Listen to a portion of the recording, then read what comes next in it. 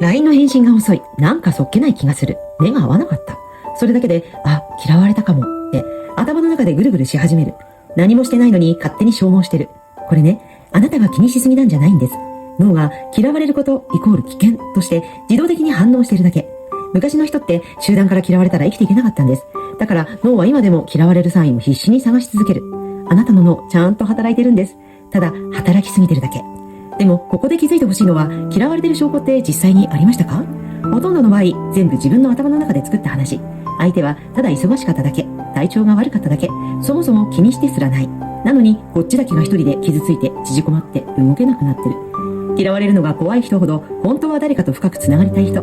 その気持ち大事にしてほしい。